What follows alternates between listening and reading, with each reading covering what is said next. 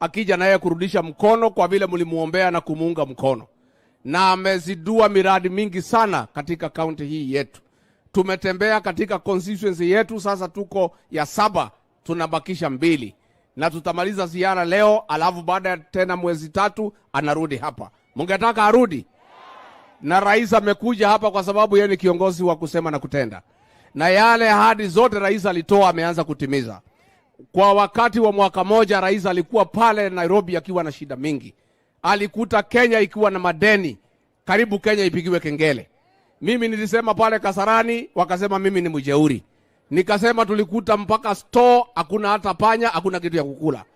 Huyu rais amehangaika, alimekuta madeni mlolongo, ametengeneza, imeanza kulipwa, na sasa amerudi kwa kiwanja kupanga kazi. Nemoko monyiterera, mutamushikilia huyu rais. Unajua mimi najivunia kuwa msaidizi wake kwa sababu ni mchapa kazi. Anafanya kazi na ako na bidii. Shida anatuumiza pia na kuamuka mapema. Mutanisaidia kwa huyu rais? Kwa sababu sasa pale anaamuka saa 9 anasema tuamuke saa 10.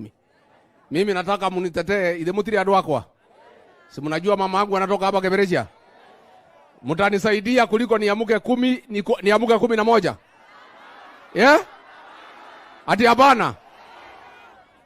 Kaimwadoga. Mutanisaidia kwa rais? Si anihurumie nilala niamuke 11. Mnataka niamuke ngapi?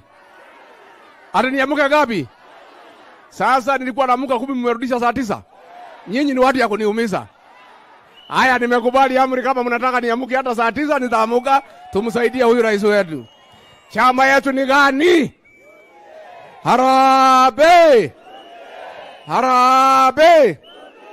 Mungetaka huyu Dr. Mweti aingie kwa chama yetu ya UDA? Hebu muoneshe kwa mkono. Haya, huyu gavana wetu Kawira Mwangaza si wa independent? Mungetaka akuje kwa chama? Akuje kwa chama? Mimi nauliza.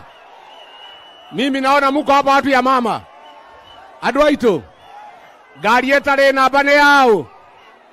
Gari etare na bane yao. Wangapi wanapitisha Kawira Mwangaza akuje kwa chama cha UDA? Harambee! Harambee! Kuna mwingine hapa rafiki yetu anaitwa Boro Amburi.